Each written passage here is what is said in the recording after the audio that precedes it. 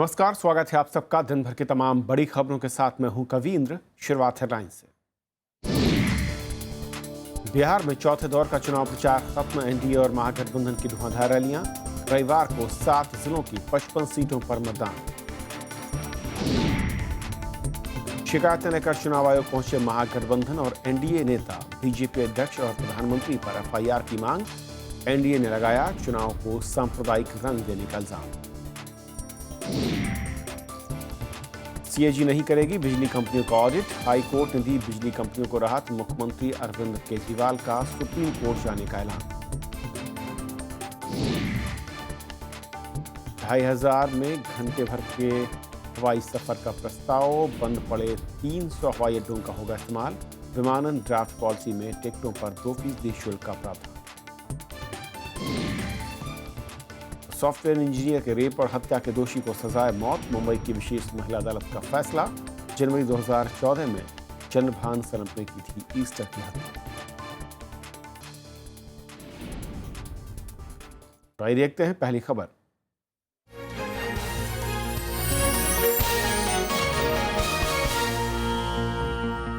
दिल्ली में बिजली कंपनियों के ऑडिट के मामले में आज दिल्ली सरकार को बड़ा झटका लगा है। दिल्ली हाई कोर्ट ने राज्य में बिजली कंपनियों के सीएजी ऑडिट की अनुमति देने से इनकार कर दिया। इससे टाटा पावर और रिलायंस इंफ्रास्ट्रक्चर को बड़ी राहत मिली है। दिल्ली सरकार ने अब इस मामले में सुप्रीम कोर्ट का रुख करने की बात कही। दिल्ली हाई कोर्ट की विशेष बेंच के फैसले से जहां बिजली कंपनियों ने राहत की सांस ली है, वहीं दूसरी तरफ दिल्ली सरकार को इस फैसले से बड़ा झटका लगा है। हाई कोर्ट ने कहा कि दिल्ली सरकार के पास बिजली कंपनियों के सीएजी ऑडिट करने का अधिकार नहीं है।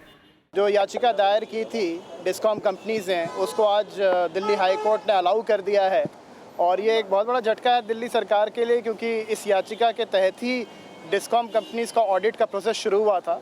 तो वो जो ऑडिट का प्रोसेस शुरू हुआ था वो अब रद्द कर दिया गया है। हालांकि दिल्ली सरकार का दावा है कि जनता के हित में उसे निजी बिजली कंपनियों के सीएजी ऑडिट का अधिकार है। अरविंद केजरीवाल ने पहले कार्यकाल में दिल्ली की बिजली कंपनियों की सीएजी ऑडिट का आदेश दिया था। सरकार की दलील थी कि बिजली कंपनियां ओवरचार्जिंग कर रही हैं। अदालत के इस फैसले के बाद अब दिल्ली सरकार ने सुप्रीम कोर्ट का रुख करने की बात कही है। अभी भी ऊपरी अदालतों में जाने का हमारा रास्ता खुला हुआ है, दरवाजे खुले हुए हैं। लेकिन मैं फिर कहना चाहता हूं कि आखिर क्यों ये ऐसा हो रहा है कि लोग, बिजली कंपनियां क्यों ये चाहती हैं कि दिल्ली वालों को सस्ते में बिजली ना मिले। कांग्रेस ने भी इस मामले में ऊपरी अदालत जाने की हिमायत की है। बहुत संजीदा मामला है और मैं केजरीवाल जी से, दिल्ली सरकार से अनुरोध करूंगा कि बगैर किसी समय को गंवाए एकदम से ये हायर कोर्ट के अंदर जाएं और ऑडिट के लिए कहें और दिल्ली हाई कोर्ट के ऑर्डर्स को चैलेंज करें। दिल्ली में 3 बिजली कंपनियां Tata power Delhi distribution limited, BSES राजधानी पावर लिमिटेड और BSES Yamuna power limited power supply करती हैं। पिछले साल इन कंपनियों ने हाई कोर्ट के एक सदस्यीय बेंच के उस फैसले को चुनौती दी थी जिसमें बेंच ने दिल्ली सरकार के ऑडिट के आदेश पर रोक लगाने से मना कर दिया था। विपिन चौहान, राज्यसभा टीवी। और इस पूरे मुद्दे पर और बातचीत करने के लिए हमारे साथ आम आदमी पार्टी की नेता अलका लांबा है। अलका, स्वागत है आपका हमारे इस कार्यक्रम में। सबसे पहले तो मैं यही समझना चाहूँगा कि आप लोगों का सबसे बड़ा वादा था बिजली को लेकर। मुख्यमंत्री केजरीवाल कह रहे हैं कि अपर कोर्ट में जाएंगे, लेकिन जो आज कोर्ट ने फैसला दिया जिसमें एक बहुत ही स्पेसिफिक लाइन में जिसका जिक्र करना चाहूँगा, उन्होंने कहा कि जो प्रक्रिया दिल्ली सरकार ने अपनाई वो एप्रोप्रिएट नहीं थी। क्या करेगी सरकार, और क्या सरकार को पता था कि वाकई इस प्रक्रिया में कहीं कोई खामी है, इसकी जानकारी नहीं थी?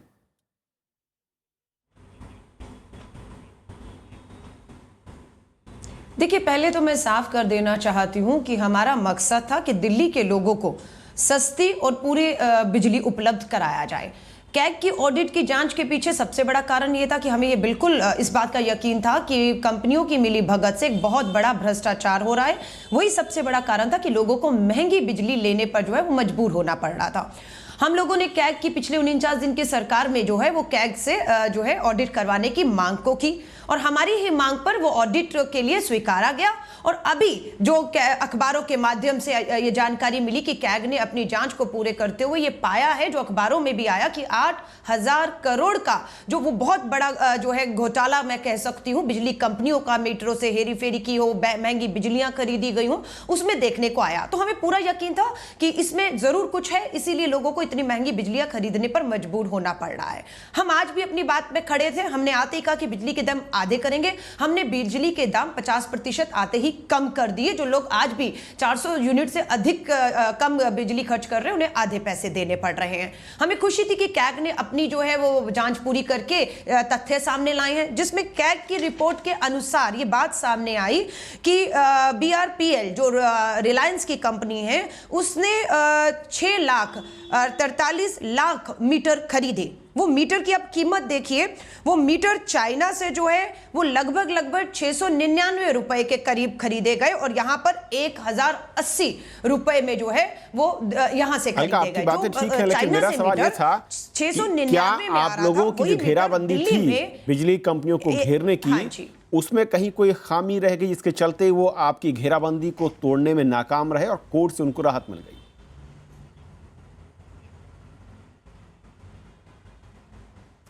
देखिए, मैं कहूंगी कि जब हाईकोर्ट की सिंगल बेंच ने इनकी मांग को, डिस्कॉम कंपनियों की मांग को ठुकरा दिया था कि कैग की जांच रिपोर्ट जो है उसको ना करवाया जाए, उन्होंने उसको रिजेक्ट किया। जब डबल बेंच में आया तो डबल बेंच ने आज सिर्फ ये कहा है कि दिल्ली सरकार ये नहीं करवा सकती है, लेकिन उन्होंने जो कैग की रिपोर्ट में जो खुलासा हुआ है बहुत बड़े भ्रष्टाचार का इन कंपनियों का, उस पर कोई कमेंट नहीं किया है। और मुझे लगता है ये जो आज हाईकोर्ट का फैसला है उसे बिल्कुल हम भी गंभीरता से पढ़ेंगे और सुप्रीम कोर्ट तक जाकर इस लड़ाई को लड़ने की हमने बात कही है, क्योंकि हम तब तक, दिल्ली के मुख्यमंत्री ने भी कहा है, आराम से नहीं बैठेंगे जब तक दिल्ली के लोगों को जो सस्ती बिजली देने का हमारा वायदा है हम उसको पूरा नहीं कर लेते। हम किसी भी स्तर पर सुप्रीम कोर्ट भी जाना हो, हमें किसी तरह भी कानूनी लड़ाई लड़नी हो, हम लड़ेंगे और इस तरह के भ्रष्टाचार को सामने बिल्कुल लाएंगे। और उसी के आधार पर हम बार बार कहते हैं इन कंपनियों के साथ जो 10 साल का आपने कॉन्ट्रैक्ट पुरानी सरकारें करके चली गई हैं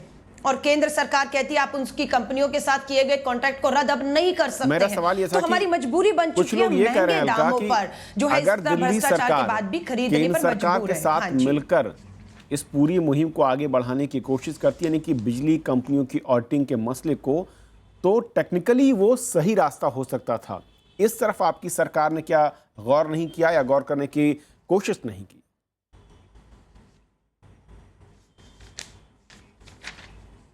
देखिए, मैं आपको याद दिलाती हूं, हम लोगों ने बिल्कुल प्रयास किया और पीयूष गोयल जी जो केंद्र में हमारे ऊर्जा मंत्री भी हैं, जब हमने उनसे कहा कि कैग से जांच कराने की हमारी मांग है, हम इस पे अड़े हुए हैं, तो उन्होंने खुद पहले एक कदम आगे बढ़कर कहा कि नहीं, मैं जरूरी नहीं समझता हूं कि कैग से ऑडिट कराया जाना चाहिए इन कंपनियों का। तो जब देश के ऊर्जा मंत्री ही बिना किसी जांच के ये कह देते हैं कि उन्हें कोई भ्रष्टाचार नहीं लग रहा और वो जरूरी नहीं समझते कि इसकी ऑडिट करवाया जाए, इनके खातों की जांच कराई जाए, तो आप क्या उम्मीद करते हैं केंद्र में बैठी सरकार, जिनके मैं कहती हूं संरक्षण से ही उनके जो एक प्रदेश अध्यक्ष भी हैं, जिन्होंने एक टाइम पर तो ये भी कह दिया था कि CBI तक से जांच करवानी चाहिए, और आज वो कहते हैं कि हमारी मिली भगत उन लोगों से है। केंद्र सरकार, कांग्रेस 15 साल दिल्ली में रही, ऑडिट कभी नहीं करवा पाई। आज वो सिर्फ मैं कहूंगी अजय माकन जी हो या सतीश उपाध्याय जो घड़ियाली आंसू बहा रहे हैं। मैं उम्मीद करती हूं हम इस लड़ाई को हाई कोर्ट से सुप्रीम कोर्ट तक ले जाएंगे और उम्मीद करूंगी सुप्रीम कोर्ट में जब हम जाएंगे, दिल्ली की सरकार जाएगी, तो कांग्रेस और भाजपा के भी जो बड़े नेता हैं वो पूरी मजबूती से इस आम आदमी की जो दिल्ली की लड़ाई है भ्रष्टाचार और महंगी बिजली के खिलाफ हमारे साथ खड़े दिखेंगे। तब मुझे लगता है कि साफ तस्वीर हो पाएगी उनकी स्थिति, उनकी पोजीशन क्या है इस फैसले के बाद। तकनीकी तौर पर और कानूनी तौर पर जो खामियां दिख रही हैं इस पूरे केस में अब तक आप लोगों को, कैसे उसे आगे सुलझाएंगे और कैसे दिल्ली की जनता को आप ये वादा करेंगे कि बिजली के मसले पर कम से कम आप उसे पूरा करने जा रहे हैं और लड़ाई आप जो आगे जानी है, क्योंकि बहुत अहम भी है और तकनीकी तौर पर बहुत सकरा रास्ता भी है।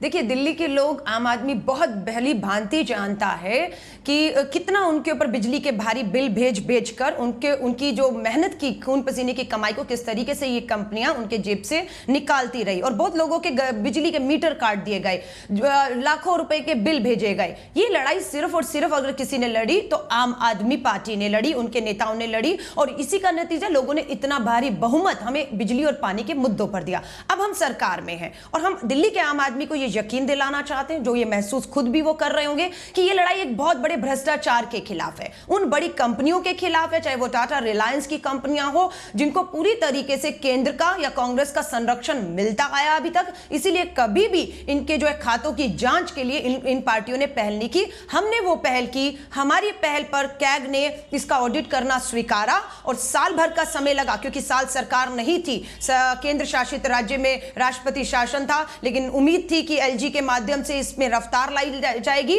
पर इन लोगों ने भी उसको जो है रफ्तार की बजाय उसे धीमा कर दिया। लेकिन अब हमारी सरकार दोबारा आई है, कैग की जो रिपोर्ट जो अखबार के माध्यम से 8,000 करोड़ का घोटाला सामने आया है, मैं दिल्ली के आम आदमी को कहूंगी, इस भ्रष्टाचार की लड़ाई को, सस्ती बिजली, पूरी बिजली देने का हम वायदा पे आज भी अड़े हुए हैं। सुप्रीम कोर्ट जाना हो, कानूनी लड़ाई लड़नी हो, कोई भी प्रक्रिया हमें और लगता हो कमी रह गई, पूरा करना है, हम यकीनन पूरा करेंगे और तब तक लड़ेंगे जब दिल्ली वालों को सस्ती बिजली, पूरी बिजली नहीं देंगे। तब तक ये लड़ाई हमारी जो है भ्रष्टाचार के खिलाफ कहें, केंद्र के खिलाफ कहें, किसी के खिलाफ हम लड़ेंगे। जनता को इंतजार रहेगा कि आपने जो वादा किया था उसे किस तरीके से पूरा करते हैं, और कोर्ट के मैं कहूं कि किस तरीके से केस को मजबूती के साथ आप प्रेजेंट करते हैं, ताकि जो कैग ऑडिट का मसला है वो आगे बढ़ सके। फिलहाल बहुत बहुत शुक्रिया हमसे बातचीत करने के लिए आपका। और ये थी हमारी पहली खबर। छोटा सा ब्रेक के उस पास दिन भर की दूसरी बड़ी खबर।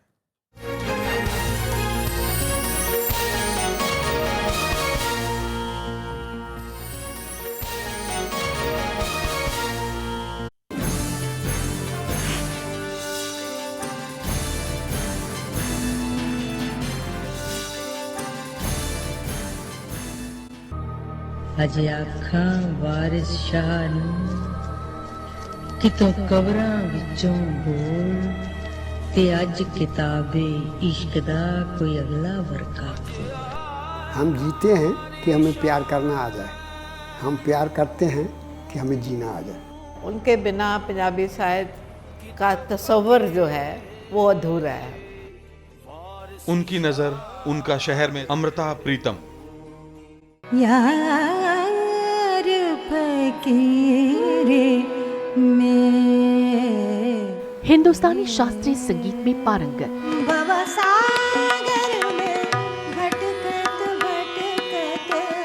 कर्नाटक संगीत से भी है जिन्हें गहरा लगाव। जब मैं 1.5 साल की लड़की थी तब उन्होंने एक ट्यून गाया, मैंने एकदम रिपीट किया उसको, तभी माँ ने तय कर लिया इसको गाना सिखाना। मिलिए शख्सियत में मशहूर मारूफ गायिका सुमित्रा गुहा से शनिवार रात 10:30 बजे और रविवार सुबह 11 बजे सिर्फ राज्यसभा टीवी पर।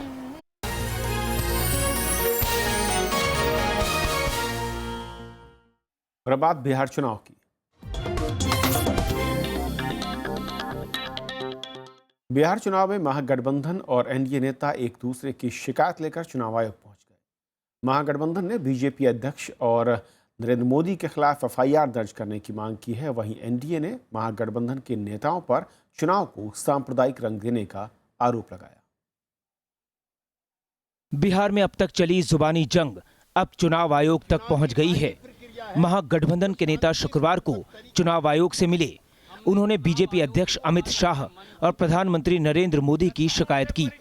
महागठबंधन का आरोप है कि चुनावी रैलियों में प्रधानमंत्री अपनी जाति बताकर लोगों से वोट मांग रहे हैं। वहीं अमित शाह के बयानों को सांप्रदायिक सौहार्द बिगाड़ने वाला करार दिया गया। जो चुनाव की बाकी प्रक्रिया है वो शांतिपूर्वक तरीके से चल सके, अमित शाह की उपस्थिति वहां पर टेंशन क्रिएट कर रही है, इसलिए अमित शाह पर प्राथमिकी दर्ज हो, प्रधानमंत्री पर दर्ज हो, जिन्होंने इस तरह की इन्फ्लेमेटरी जो दिए हैं वहां पे विज्ञापन। निष्पक्ष, निर्भीक और स्वतंत्र चुनाव करवाने में जिस प्रकार से बाधाएं पैदा की जा रही हैं और संपूर्ण कार्रवाई चुनाव आयोग द्वारा नहीं की जा रही, उसके बारे में खेद प्रकट चुनाव आयोग को इस डेलीगेशन ने किया। उधर मुख्तार अब्बास नकवी की अगुवाई में बीजेपी प्रतिनिधि मंडल ने चुनाव आयोग को एक ज्ञापन सौंपा। ज्ञापन में बीजेपी ने महागठबंधन नेताओं की ओर से प्रधानमंत्री और बीजेपी अध्यक्ष के खिलाफ अशोभनीय भाषा के इस्तेमाल के साथ सांप्रदायिक माहौल बिगाड़ने का आरोप लगाया है। भारतीय जनता पार्टी के राष्ट्रीय अध्यक्ष श्री अमित शाह के लिए नरभक्षी विक्षिप्त हो गया है, जैसे घटिया शब्दों का इस्तेमाल किया। कुछ दिनों पहले, अभी 2 ही 3 दिन पहले, लालू प्रसाद जी यादव जी के परिवार के लोगों द्वारा प्रधानमंत्री जी को गली का गुंडा शब्द कहना। दोनों खेमों के नेताओं ने आयोग को शिकायत को पुख्ता करने के लिए कुछ दस्तावेज भी सौंपे हैं। चुनाव आयोग शिकायतों पर गौर कर जल्द ही फैसला सुना सकता है। प्रणव गोस्वामी, राज्यसभा टीवी, दिल्ली। चौथे दौर के लिए आज चुनाव प्रचार थम गया। इस दौर में 1 नवंबर को 55 सीटों पर वोटिंग होनी है। इस दौर में कुल 7 जिले हैं, जिनमें पश्चिमी चंपारण, पूर्वी चंपारण, शिवहर, सीतामढ़ी, मुजफ्फरपुर, गोपालगंज और सीवान शामिल हैं। इस दौर में 7 सीटें अनुसूचित जाति के लिए रिजर्व हैं। पूर्वी चंपारण जिले में सबसे ज़्यादा 12 सीटें हैं, मुजफ्फरपुर में 11 है, पश्चिमी चंपारण में 9, सीतामढ़ी और सीवान में 8-8, जबकि गोपालगंज में 6 और शिवहर में सबसे कम 1 विधानसभा सीट। इस दौर में 1,47,00,000 से ज़्यादा मतदाता हैं, जो कि 776 उम्मीदवारों की किस्मत का फैसला करेंगे। में 57 महिला उम्मीदवार हैं और 265 निर्दलीय उम्मीदवार भी मैदान में हैं।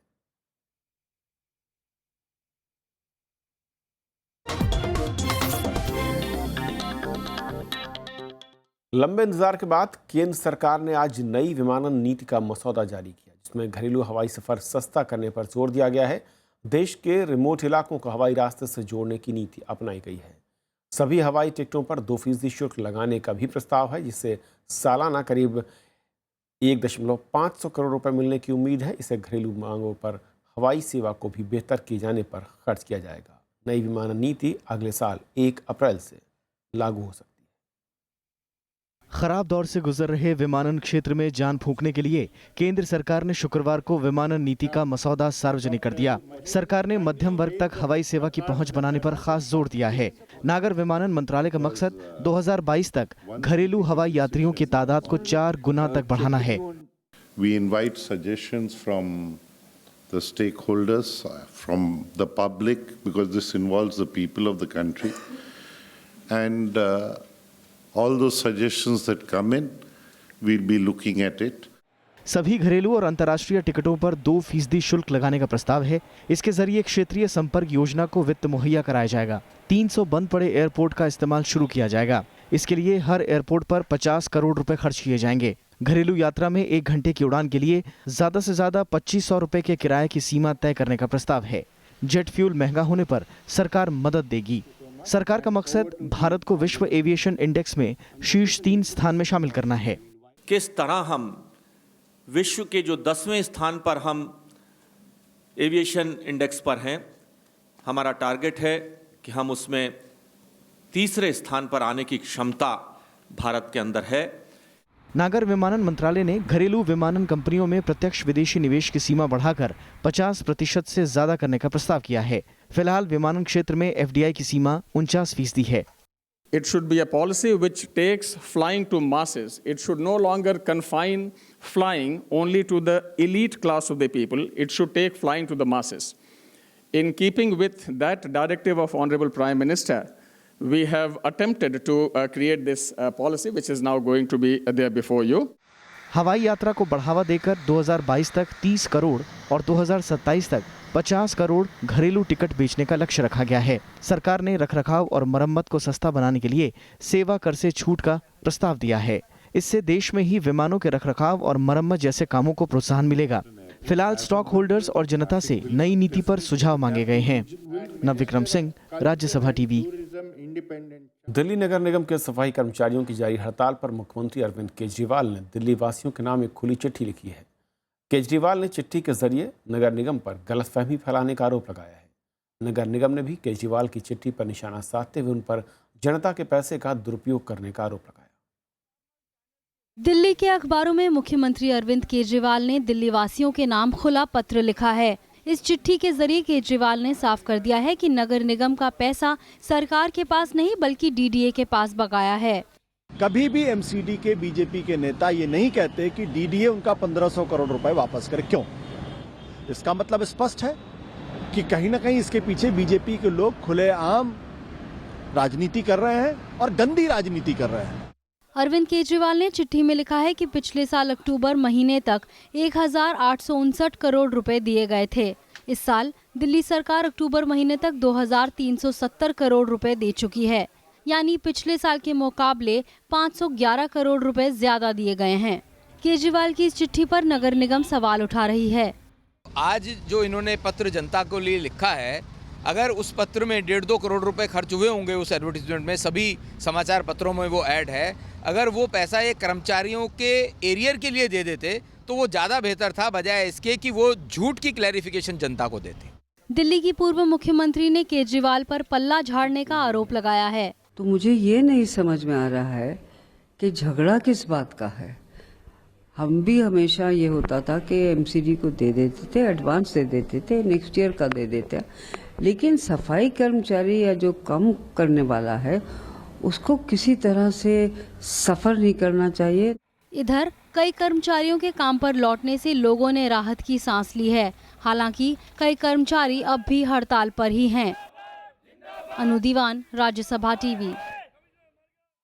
मुंबई की एक विशेष महिला अदालत ने सॉफ्टवेयर इंजीनियर से बलात्कार और उसकी हत्या के मुख्य आरोपी चंद्रभान सनप को आज मौत की सजा सुना थी। अदालत ने इसे रेयरेस्ट ऑफ रेयर की संज्ञा दी। अदालत ने मंगलवार को आरोपी चंद्रभान को दोषी ठहराया था। चंद्रकांत को रेप और हत्या के साथ साथ अपहरण, चोरी और सबूत मिटाने का भी दोषी करार दिया गया। अदालत में इस दौरान 39 गवाहों ने गवाही दी। 23 साल के सॉफ्टवेयर इंजीनियर ईस्टर 5 जनवरी 2014 में अपने घर हैदराबाद से मुंबई आने के लिए लापता हुई और आखिरी बार उसे लोकमान्य तिलक स्टेशन पर देखा गया। करीब 11 दिन बाद उसका शव कंजुमार्ग में मिला था। हरियाणा के सुनपेड़ मामले में नया मोड़ आ गया है। फॉरेंसिक एक्सपर्ट्स के मुताबिक आग कमरे से ही उठी थी, न कि बाहर से। फॉरेंसिक एक्सपर्ट ने अपनी रिपोर्ट सीबीआई को सौंप दी है। इससे पहले कल सीबीआई ने सुनपेड़ मामले में 11 लोगों के खिलाफ हत्या का मामला दर्ज किया था। इस महीने की 20 तारीख को हरियाणा के सुनपेड़ गांव में एक दलित के घर हुई आगजनी में 2 मासूम बच्चों की मौत हुई थी।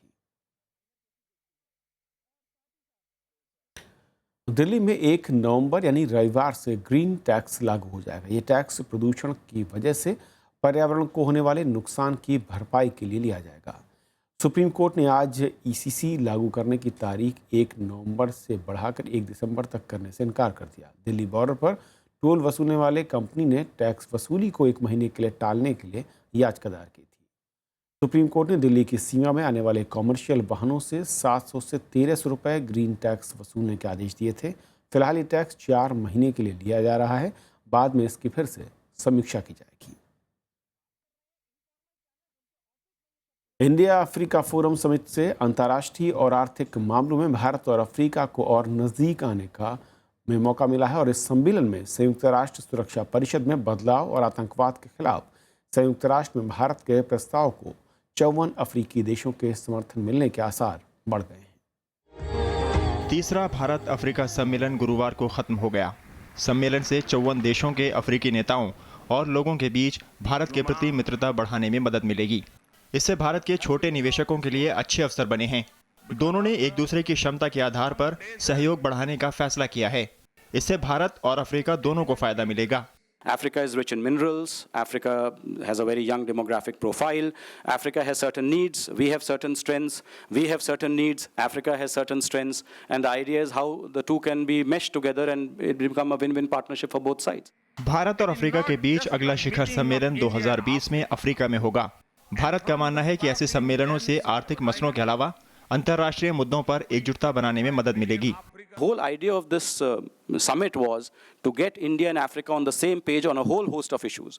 When it comes to international issues, whether it is trade issues pertaining to WTO, whether it is climate change issues pertaining to the COP21, whether it is security and international relations issues pertaining to reform of the United Nations and institutions of global governance, it is important. Bharat Africa शिखर सम्मेलन के बाद भारत ने अफ्रीकी देशों के लिए अगले 5 सालों के लिए $10 अरब का आसान कर्ज देने का ऐलान किया है। इसके अलावा 50,000 छात्रों को भारत के विश्वविद्यालयों में पढ़ने के लिए स्कॉलरशिप देने की घोषणा की गई है। सम्मेलन के दौरान प्रधानमंत्री नरेंद्र मोदी ने अफ्रीका के सभी 54 देशों के प्रतिनिधियों से अलग अलग मुलाकात की। साथ ही विदेश मंत्री सुषमा स्वराज ने इन देशों के विदेश मंत्रियों के साथ द्विपक्षीय मसलों पर चर्चा की। अखिलेश सुमन, राज्यसभा टीवी। केंद्र सरकार ने सार्वभौमिक गोल्ड बॉन्ड योजना के लिए ब्याज दर को मंजूरी दे दी है। गोल्ड बॉन्ड योजना के तहत 2.7% का ब्याज मिलेगा। 26 नवंबर को ये बॉन्ड जारी होंगे। ये बॉन्ड बैंक और डाकघरों से खरीदे जा सकते हैं। बॉन्ड खरीदने के लिए 5 नवंबर से 20 नवंबर के बीच अप्लाई करना होगा। बॉन्ड का कार्यकाल 8 साल का होगा, लेकिन 5, 6 और 7 साल में इस स्कीम से बाहर निकलने की छूट होगी। स्कीम के तहत अधिकतम 500 ग्राम सोने का बॉन्ड खरीदा जा सकता है। केंद्रीय कैबिनेट से इस योजना को सितंबर में मंजूरी मिली थी। इस बुलेटिन में अभी इतना ही। नमस्कार।